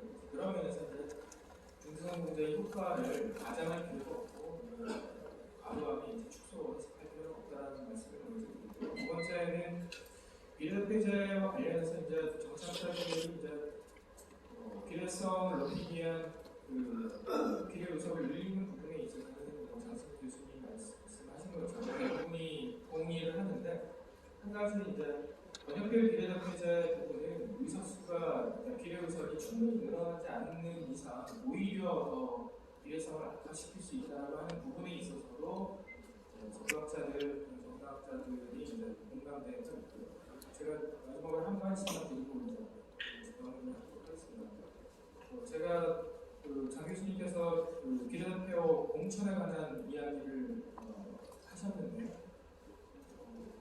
현재 이제 정당들 양대 정당의 비례대표 공천 과정을 보면 형식적으로는 민주적이지만 실질적으로 과연 민주적인가 이 부분에 대한 국민들의 의구심이 있습니다. 그 과정 자체가 제대로 공개가 되지 않는 것도 있고 그리고 선거 임박해서 급속도로 이제 진행을 하는 과정에서 실제로 국민들의 의사가 거의 반영이 안 되는 거죠. 그러면서 이제 저는 선거 제도에 있어서는 권역별 비례대표제를 지금 도입하는 것은 좀 어려운데 정당이 후보 공천 과정에서는 권역별 비례대표 후보 공천 제도는 좀 도입할 필요가 있지 않나. 그리고 그 과정에서 개방형을 도입해서 한번 시험을 해보는 건 어떨까? 그게 이제 실제로 당내에서 민주당 또는 국민의힘 당내에서 출마를 하고 싶어도 당 지도부의 눈치 때문에 제대로 본인 이야기를 제대로 하지 못하면서 비례 후보에 도전하지 못하는 분들이 많이 계셔서요. 그런 부분에 관련해서 권역별 비례대표 후보 공천 제도를 정당이 선거법 개혁과는 무관하게 진행하시는 건 어떤가 그 부분을 제가 듣고 싶습니다.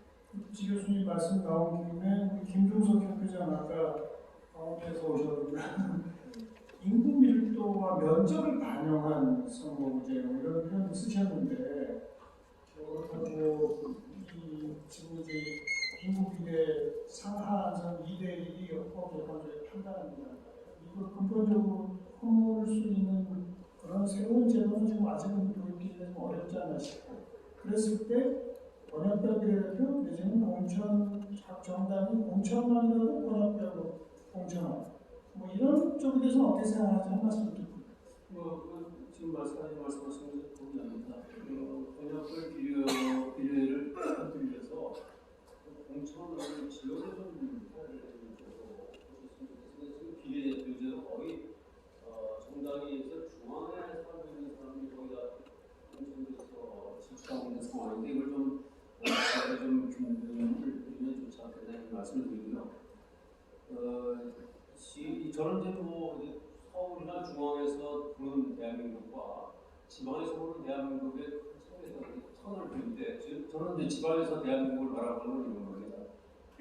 지금 이 정치 선거제도도 모두 인구 문제와 같이 연동시켜서 봐야 생각하는 게 일본이 2014년에 국가 비상사태를 선언했을 때 그때 인구 합계 출산율이 1.4%를 국가 비상사태를 선언했습니다. 근데 우리 지금 0.78인데 서울의 출생률이 0.5입니다. 그러니까 젊은이들이 우리나라에서 가장 많은 젊은이들이 몰려 살고 있는 대한민국 서울이 우리나라에서 출생률이 제일 낮고 이 시골일수록 출산율이 그나마인데 이게 지금 6.25 전쟁 이후에 지금 이 인구 줄어드는 게 거의 전쟁 상황에 가까울 정도로 지금 심각한 지경이 그렇습니다. 제가 저 휴전하던 해 태어났는데 저희 식구들이 그때 당시 계신 분들 다 집안이 뭐 대여섯 명씩 다 식구들이 있었을 텐데 그때 국어가 뭐였습니까? 더 파놓고 낫다가는 그 짓골 공면한다 했습니다. 국어가. 그렇게 전부 워낙 많은 인구를 많았는데 지금은 지역에 인구도 없는데 이 인구 문제와 이 정치와 관련돼서 보면은 미국 선진국들이 왜 지금 상원 하원을 듣겠습니까? 그다음 미국 헌법 1조 2항인가 보면은 인구와 지역 대표성을 다 반영해서 상원과 하원을 둬가지고 미국이 그 토대에 비해서 세계 최강대국이 됐고 1848년 스위스가 미국 헌법 받아들여서 26개 주에서도 각 주에 2명씩 줘가지고 지역 대표성과 인구 대표성을 조화롭게 해가지고 우리나라 지금 제2공화국 들어서 야만제 만들었다 다 없어진 뒤에 지금 국민적 헌법 발의권도 없어졌죠. 이거 확보가 되지 않는 지역성과 대표성과 인구 대표성을 갖고 있는 현재 상황 속에서는 그나마 지금 있는 제도라도 지역의 비례성을 좀 확보해주는 쪽으로 선거가 반드시 되지 않으면 이거는 우리나라 지금 제한 간다는 그런 상황에서 좀 심각하게 인식을 해주시면 좋겠다는 말씀입니다.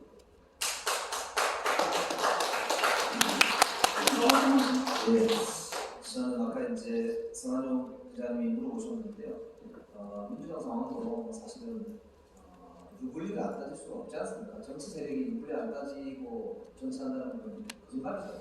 그래서 굉장히 사실 고민이 있다는 말씀드리고요. 특히 이재명 대표 입장에서는 계속 보고 있었고 하기 때문에 앞으로 내다볼 때도 당연히 저는 그런 고민을 할 수밖에 없는 처지라서 오히려 이걸 어떻게 좀 끌고 갈 거냐는 고민이 민주당에 굉장히 있다 이런 말씀드리고 싶고요.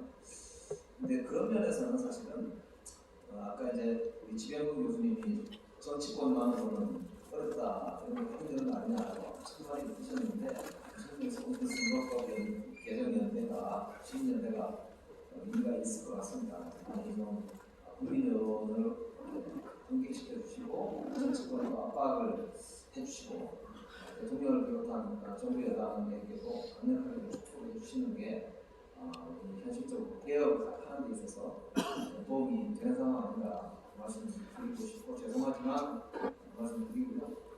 정치인으로서는 당연히 저도 책임 있게 정치 가사를 드리도록 이만으로 최선을 다하겠다는 말씀드리겠습니다. 짧게 한번 말씀드리겠습니다. 이제 아까 하승수 변호사님 말씀하신 게 굉장히 결식적인 얘기입니다. 성민은 하성수 변호사님 제안한 그 내용 지금 보실 거면 제가 그거 맨 마지막에 하고 싶을까 싶어서 괜찮습니다. 아니요. 그러니까 그거는 제가 지금 알았어요. 그건 정만영 교수님이 해주시고요.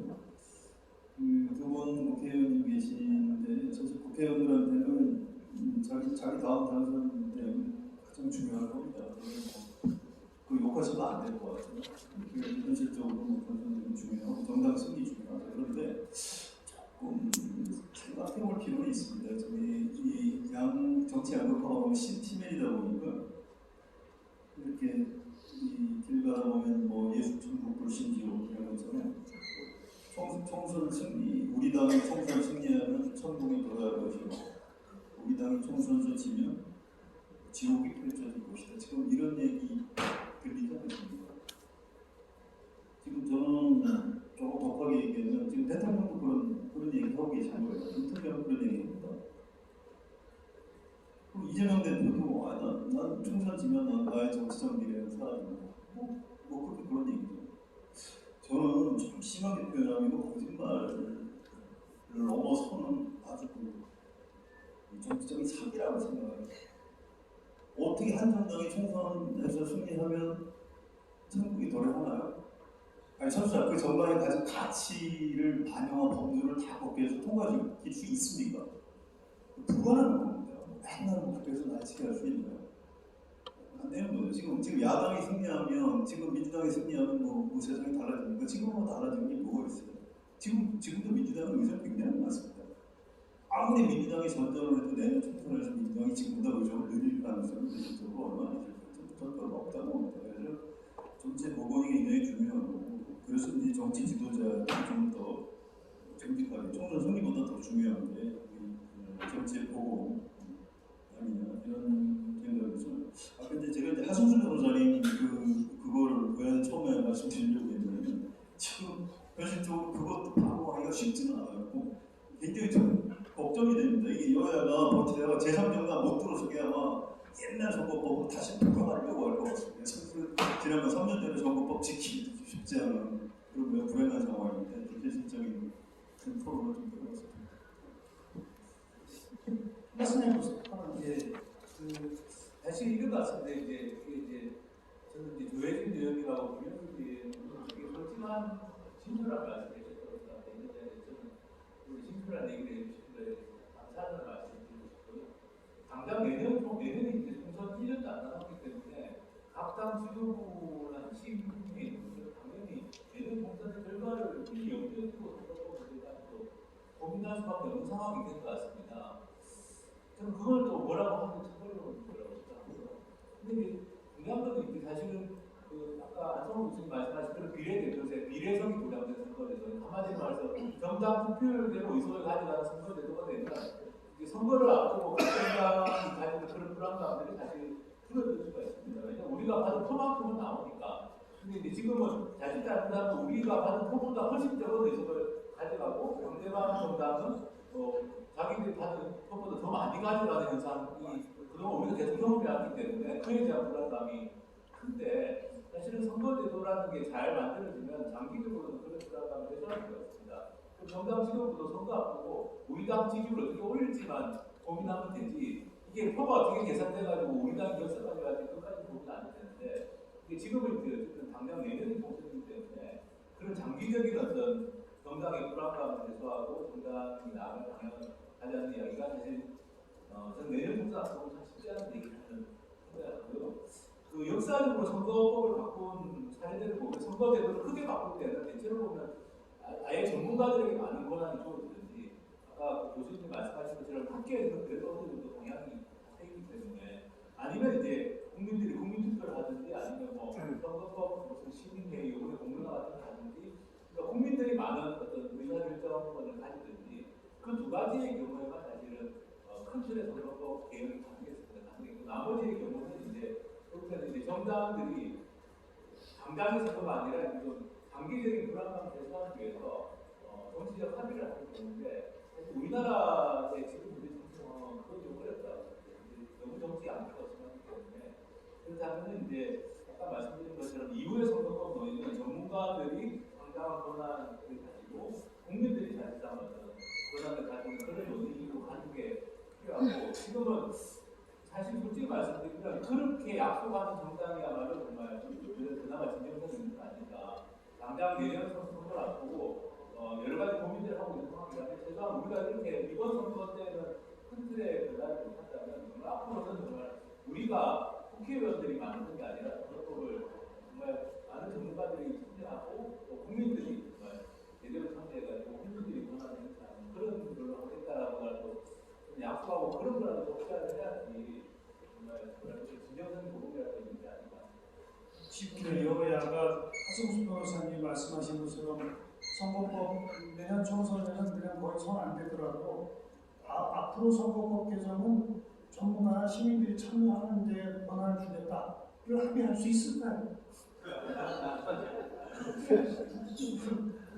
그게 더 어려울 것 같은데 사회자님 제가 좀 말씀드릴게요. 잠깐만요. 우리 의원 말씀하세요. 하승수 변호사님 말씀하고 또 다른 분들 말씀에서 그렇겠는데 진행제도 들어갔을 때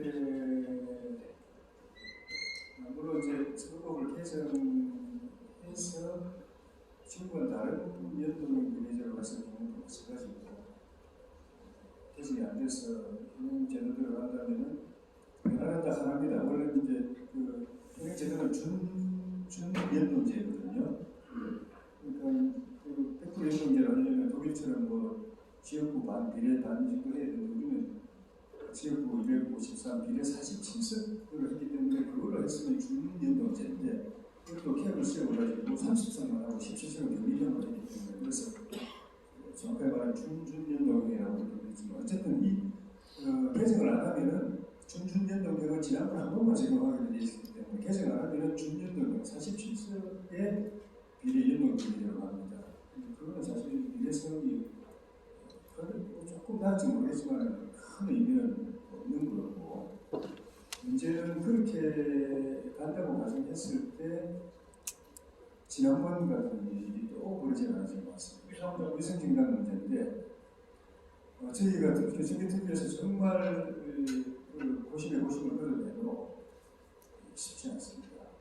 그러니까 지난번에는 기성정당에서 민주당과 국민의힘에서 의원들을 대량 탈당시켜가지고 나가서 당을 비례정당 만들어라고 한 거 아닙니까? 그러니까 위성이라고 되는 거죠.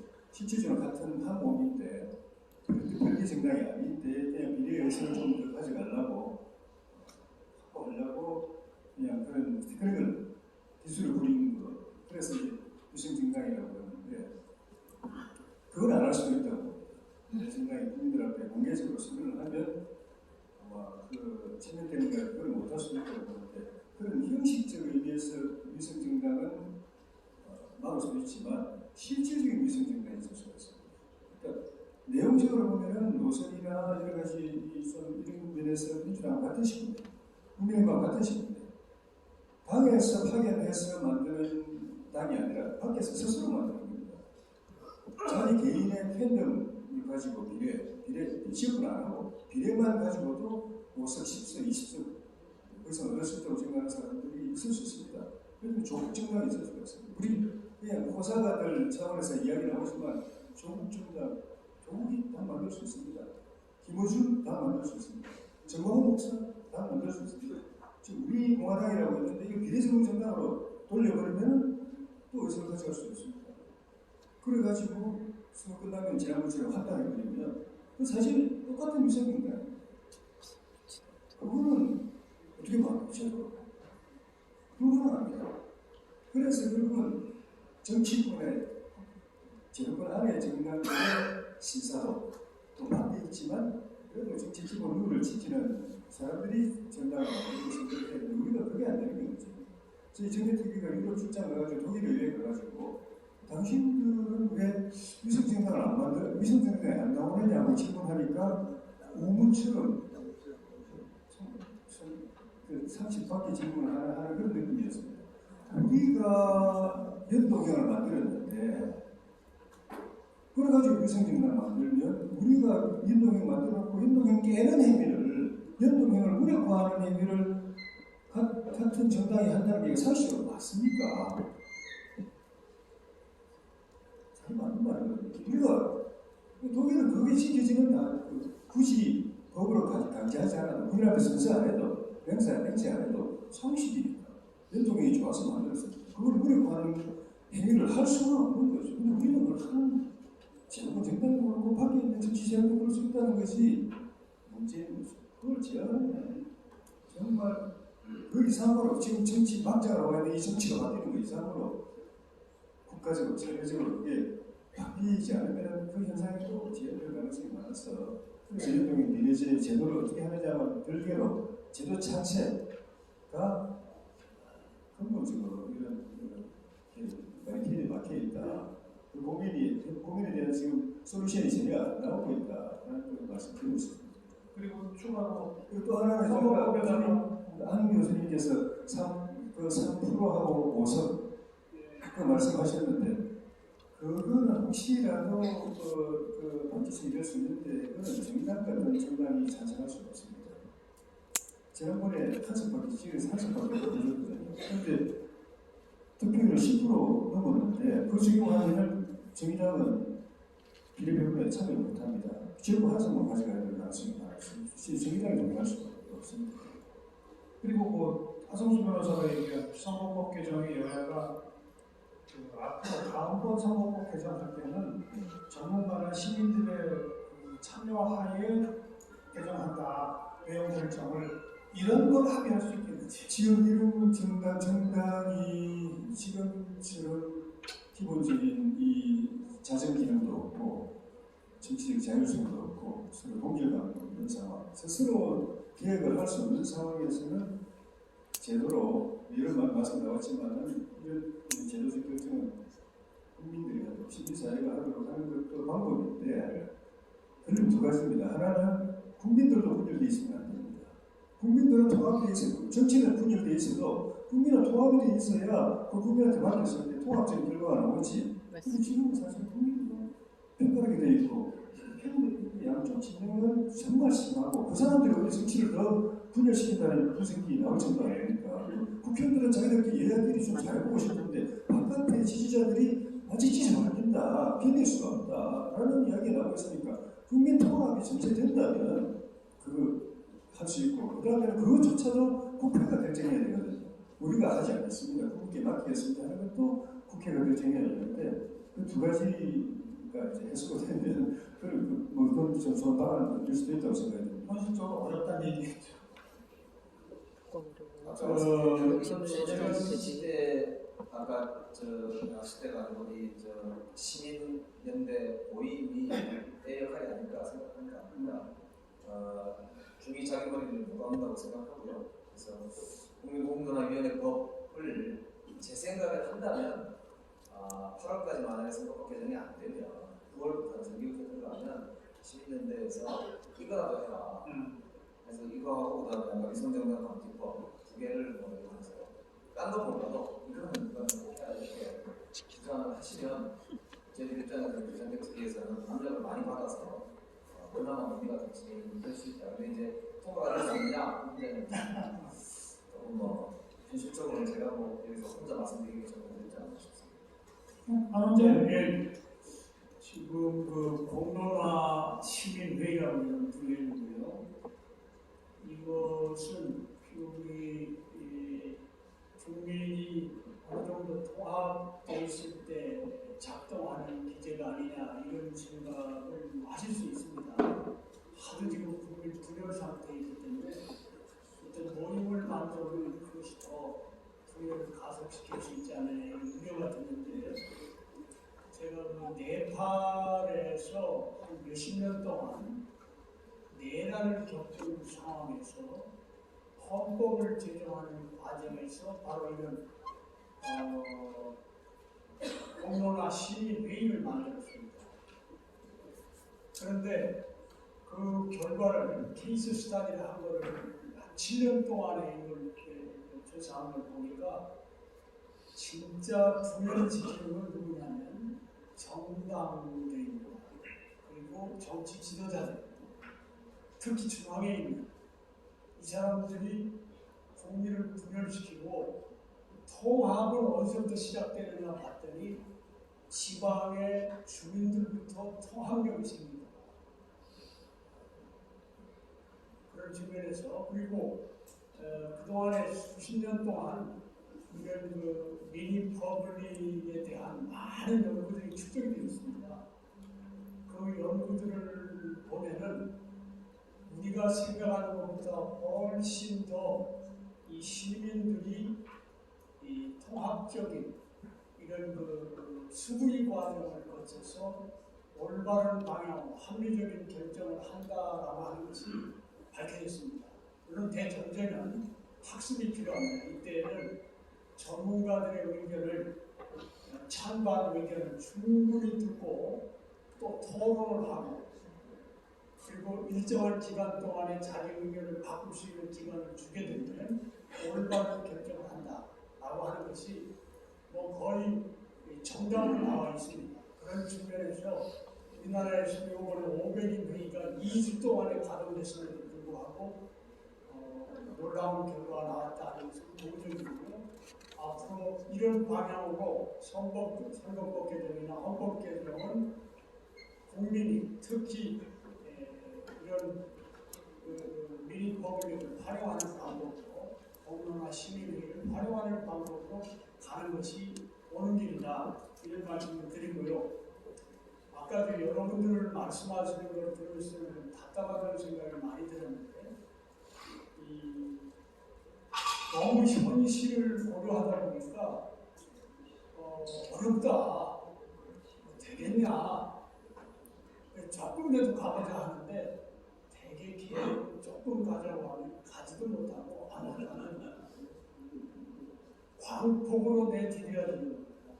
저는 왜 이런 얘기를 여기서 강조하고 싶냐면 이 뭐 여러분이 너무 잘 아시지만 지금 우리 한국 정치를 가만히 들여다보면 정말 살얼음을 걷는 듯이 국민이 불려져 있습니다. 대통령 퇴진 탄핵을 외치는 이것이 뭐 계속되지 않습니까? 그리고 한쪽에서는 또 검찰 이런 수사가 막 되고 이 서로 싸우는 겁니다. 이런 상황을 계속 두고 현실이 어렵다. 그래서 어떻게 하자는 얘기입니까? 계속 가자는 얘기입니까? 이렇게 해서 그냥 가자는 얘기입니까? 작년에 미국의 퓨 리서치 센터에서 조사를 했습니다. 정당 지지자들 간에 얼마나 반목과 갈등이 심한가를 조사했더니 19개 국가를 조사했는데 한국이 단연 1위입니다. 이런 데이터는 여러 곳에서 발견이 되는데 정말 대한민국이 인카다를 주저앉고 이렇게 그냥 계속 살아갈 것이냐, 그렇지 않으면 변화할 것이냐라고 할 때 저는 우리 시민들이 요구하는 것뿐만 아니라 정치하는 분들도 왜 이런 생각을 못하는가. 간절한 마음이 있으면 저는 변화가 가능하다고 봅니다. 지금 우리가 벤치마킹 할 수 있는 그런 나라들, 저는 한 10개 국가가 된다고 봐요. 작은 나라도 있고 독일 정도가 저는 강건한 국가다. 강건한 민주정치를 하는 나라들이라고 보는데 이런 나라들로 도약을 하려고 하면 좀 큰 꿈을 갖는 정치인이 나오고 우리 시민단체들도 그런 열정을 가져야 된다. 그렇지 않으면 대한민국은 저는 앞으로 추락할 길이 남았다 이 생각하고 좀 그런 생각이 너무 아쉽다 하는 생각을 갖습니다. 예, 제가 지금 토론자분들 말씀 그리고 이제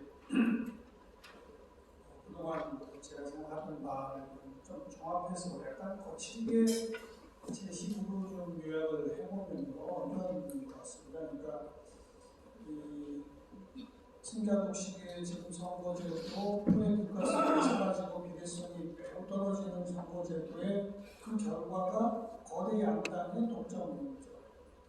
적대적 공정관계로서의 한국 정치입니다. 그래서 이것을 변화시키려면 전문가들도 그렇고 정치를 좀 오래 하신 분들도 그렇고 학자들도 그렇고 시민단체도 그렇고 그냥 한마디로 탁 얘기하면 비례대표 의석을 대폭 늘려야 그나마 하나의 방법이 될 수 있다. 그리고 이 위성정당을 좀 어떻게든 막아내면서 연동형을 하는 게 더 좋겠다. 대략 이게 하나의 큰 흐름의 힘입니다. 그런데 이 힘을 저 반대쪽에서 이걸 누르는 힘이 두 가지가 있는데 그 중에 하나는 아까 조희진 의원이 너무나 정확하게 지적했습니다.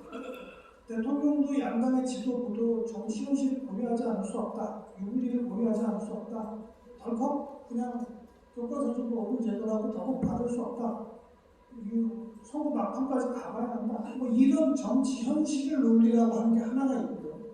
오늘 많은 분들이 지적 안 하셨습니다만 제 생각에는 또 하나의 큰 논리가 일반 국민을 대상으로 여론조사를 해보면 불행히도 비례의석 대폭 확대가 진보가 낮습니다.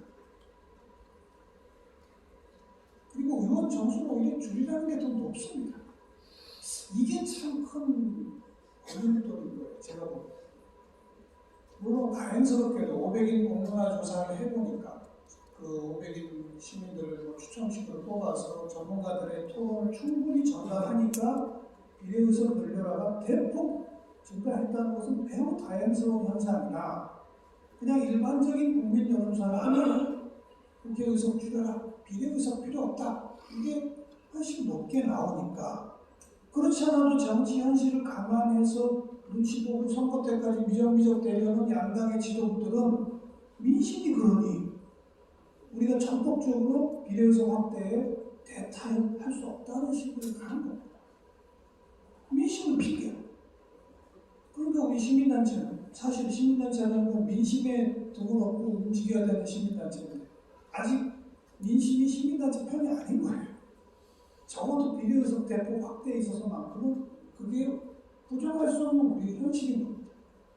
이래서 선거법 개정하라, 개혁하라, 한국 정치 뭔가 좀 타협과 협치에 뭐 다른지를 좀 그나마 좀 흉내를 내더라도 연정식의 정치 한번 해보자. 아무리 목소리를 높여도 국민들이 그걸 싫어하는 것은 보여집니다. 참 이게 어찌 보면 질곡적인 그런 양상이거든요. 이걸 돌파할 힘이 과연 어떤 돌파할 지혜가 있겠느냐? 송 기자님. 예, 짧게 말씀드릴게요. 지금 정관영 교수님 말씀이 맞긴 맞는데요. 의원 정수 절대 안 된다고 했던 반대 여론이 그 전보다 많이 줄었습니다. 그래도 그전에 절대 안 된다고 한 80-90% 정도였는데 지금은 의원을 의원 정수를 오히려 좀 늘리고 세비를 깎고 이렇게 하는 게 좋겠다라고 정치학자들 또 정치인들 또 이제 저처럼 언론계에 있는 사람들도 이른바 보수 진보 관계없이 의원 정수도 지금 적은 거다 이렇게 얘기를 해서 지금 의원 정수에 대해서 반대가 아직도 여전히 높습니다만 그전보다는 많이 누구를 생각합니다. 그래서 이게 이제 이 어떤 반정치주의하고의 싸움, 지난한 싸움이라고 보는데, 그다음에 1990년대가 제일 극심했던 것 같아요. 정치인은 다 나쁜 놈이고 한강의 신분이 수년이고 정치인이 빠지면 오염을 막기 위해서 정치인을 먼저 해줘야 되는 이제 훨씬 하고 실제로 새벽에 일어나서 저녁 때까지 어떻게 의정 활동을 하는지에 대한 이해도는 저는 굉장히 낮더라고요. 그 부분에 대한 의회가 국회의원들 스스로 그리고 언론이 조금 그 부분에 대한 제대로 된 정보를 들고 계시는 노력이 좀 필요하다고 생각을 하고 어떤 이념적인 부분이나 아니면 정책적인 갈등을 떠나서 국회라고 하는 것이 왜 중요한지에 대한 부분들을 국민들이 이해할 수 있도록 일상적으로 좀 보여주는 노력이 필요하다고 생각합니다. 저는 저 국회의원 정원과 관련해서 제가 좀 말이 많은 것 같은데 좀 앞으로 줄이겠습니다. 요거만 얘기하고 있는데 지난번 500인 회의에서 2주 동안 학습 수비를 한 겁니다. 근데 감축하자, 줄이자라고 하는 의견이 1차 조사에서 65%가 넘었습니다. 그런데 마지막 조사에서는 37%로 18%가 줄어들었습니다. 반면에 줄이자라고 하는 의견은 13%에서 34%로 20%가 늘어났습니다. 이건 뭘 말하는 거냐면 국민들이 정말 이 전문가들이 나와서 얘기하고 또 고민해보고 나라의 미래를 위해서 국회의원 수를 늘릴 것이냐 줄일 것이냐 이 문제를 제가 볼 때 공영방송 등을 통해서 아마 한 2-3달만 정말 노력한다면 국민들의 의견을 모아주리라고 생각합니다. 국회의원 50명, 100명 늘리는 거는 의미하는 쪽으로 갈 거예요. 단지 제가 하나 말씀드릴 수 있는 것은 하나 좀 전제하는 것은 현재 국회에 대한 부심이 많기 때문에 이걸 좀 완화하기 위해서라도 국회의원들이 지금 한 1조 가까운 돈을 쓰는데 그 돈을 크게 늘리지 않는 선에서 예를 들어 보좌관을 한 1인당 국회의원 1인당 보좌관을 2명만 줄여도 국회의원 50명을 늘릴 수가 있습니다. 왜 그런 생각을 못하는가? 지금 국회의원 보좌관 2명 줄이면 다른 선진국가들에 비해서 우리나라 보좌관 수가 굉장히 적은 그렇지 않습니다. 독일 정도 수준보다 우리가 많아요. 보수도 좀 더 받고 소득 수준에서. 네. 자, 안 원장님 말씀을 출발선으로 좀 그쪽에서 제가 이쪽 편으로 마지막 말씀 한 1분 정도씩 한 말씀씩 듣고 잠깐 1분 토론을 끝내겠습니다. 결국은 정부가 주요 정부가 정치인들의 결단과 의지의 문제로 들어갑니다. 저는 개인적으로 주민 재원을 못 가본다는 것을 좋아하지 않습니다. 못 가본다 아주 거르고 깎는 거죠. 안 깎는 거죠. 의지가 없는 거죠. 비례대표 정원 문제로 의원을 이런 결국은 얼마나 이제 의지를 가지고 추진을 하느냐의 문제라고 생각이 듭니다. 그리고 지금 얘기가 중간중간 나왔던 이제 뭐이 결정을 학계나 전문가나 공론화위원회나 이제 아예 결정을 어떻게 했느냐라는 의견이 나왔고 저도 이제 학자의 입장입니다만은 저는 그렇게 올바른 접근이라고 생각하지는 않습니다. 그거는 사실상 책임을 회피하는 결국 성한영 기자님 아까 잠깐 말씀하셨듯이 국회가 해야 할 일을 뭐 해온 적도 있었고 물론 못하는 적도 있었지만 그런 것들을 책임하고 책임을 지는 모습을 보여주는 것이 정부와 국회의 모습이어야 하지 않습니까? 물론 적극적으로 의견을 듣고 여론을 수렴하려고 노력을 드리겠지만 결국은 결정을 하고 노력을 하는 모습은 국회와 정당이 할 수밖에 없지 않나 그렇게 생각합니다. 수학이다. 저는 아까 말한 거 있습니다. 짧게 말씀드릴게요. 인디언 기후제라는 게 있습니다. 비가 올 때까지 기후제를 지르는데 발로 코끼리를 죽이는 방법도 있습니다. 코끼리가 죽을 때까지 방법을 찔러내는 저는 우리나라 정치에 힘을 믿습니다. 그래서 뭐 K를 처음부터 K 방향부터 칭찬하지만 저는 K 정치도 전 세계적으로 평가받을 날이 반드시 올 것이라고 확신합니다. 제가 요즘 제일 착잡하고 우울한 생각이 드는 거는 정치를 기획하자, 상생 공존하는 정치를 만들자, 통합의 정치를 만들자, 서로 신뢰의 정치를 만들자고 하는 의원님들이 우리끼리 모였을 때 그 이야기하고 국회 우리 상임위원장에 가면은 이거 하고 계시거든요.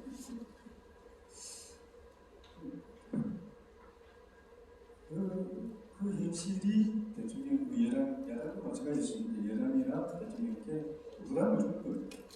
이 구조가 이런데 그래서 지면 지난 4년 겪어봤는데 또 지면 아까 제가 끔찍하다는 표현을 썼는데 끔찍하다. 어떻게든 개혁도 좋지만 이해해야 된다라는 생각 여당도 좀 틀리지 않다고 생각했는데 그래서 이 이중구조가 해결이 안 되면 선거법 개정하자, 개혁하자고 할 때는 그 이야기하고 현장에서는 앞장서서 이렇게 하는 이 이중구조가 해결이 안 되면 계속 그렇습니다. 그래서 지도부에 부담을 떨어주자고 할 때는 현실적으로 쉬운 일은 아니지만 정말 이 선거법 개정을 통한 정치개혁 논의가 진전이 있으려면 현장에서 변화가 있어야 됩니다. 누가 다수를 차지해도 크게 뭐 그렇게 우려할 정도 아니고 서로 충분히 대화되고 서로 존중되고 서로 합의가 가능하다라는 그 틀을 보여주면 그 부담이 줄어드는 거거든요. 그래서 그것을 국민들께서 첫째는 정치를 위해서 어떻게든 하라고 이렇게 정치권에 많이 좀 힘을 좀 실어주셔야 되고 두 번째는 정치 틀을 바꾸라. 이 틀에서는 선거 결과에 따라서 완전히 지역구 전국이 왔다 갔다 하는데 누가 그걸 소신껏 하려고 하겠냐. 이 당장 현장의 정책부터 팔을 걷어치워라, 뒤집어 엎어라, 제대로 좀 해라 하는 그 압력을 국민들께서 해주시는 것이 필요한 거 아닌가 그런 생각이 듭니다. 예. 87년 체제 이후로 5년마다 한 번씩 한 표만 많으면 이기는 대통령 선거제도 하고 그리고 이제 총선도 253석의 지역구 한 표만 많으면 이기기 때문에 압도적 다수 의석구제, 퍼센테이지로 지역구 소선거구제 이게 결합되어 있는 형태다 보니까 이제 주기사기로 쟁투를 벌이는 구조로 되어 있고 대통령 선거를 치면은 국회라도 이겨야 되겠다, 국회를 치면은 대통령 선거를 이겨야 되겠다 이런 이제 반복되고 있는데 90년대 중반 말까지는 저는 빠른 의사결정, 그 다음에 국민들의 의사가 바로바로 반영되는 다이내믹한 것으로 장점이 더 있었을 거라고 생각이 들고요. 그래서 경제성장이 저는 창의성, 자율성, 이 자유 이런 게 확대되면서 더 컸었다고 보이는데 2000년대 이후로 우리나라 2만 불 넘어서고 하면서 저는 큰 고민에 빠져 있다고 생각합니다. 그래서 그 문제는 국가적 과제다 이렇게 생각합니다. 그래서 이 선거제도뿐만 아니라 선정 구조 전체를 저는 좀 고민할 때가 됐다. 다 알고 있는 내용인데 그 출발이 이번 선거제도 개혁론이라는 좋겠다는 생각을 가지고 있고요. 끝까지 책임 있게 논의를 한번 해보겠다는 각오도 가지고 있는데요. 실제 얼마나 갈 수 있을지는 저 혼자 말씀드리기 좀 어렵지만 최선 다하겠습니다.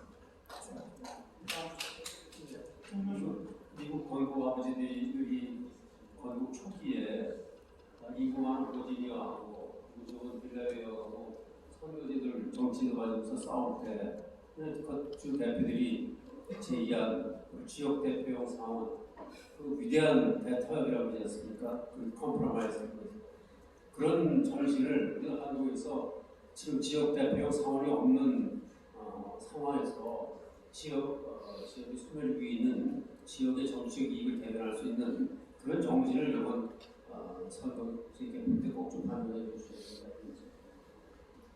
지금 저는 사심을 저축하는 좀 버렸으면 좋겠고요. 그리고 지금 연동형 비례대표에서 해도 민주당이나 국민의힘 크게 손해 보지 않았습니다.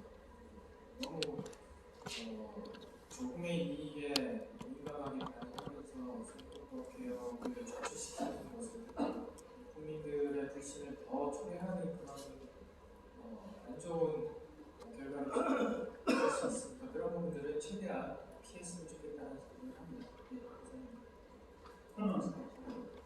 저는 뭐 이렇게 저렇게 다 안 되면 저는 국민들이 그런 하시는 분들은 내년 선거 때 선탐 대시를 하는 식은 확실하게 심판해야 되고 약속 안 지키고 확실하게 심판하는 노력을 하는 게 필요하다고 봅니다.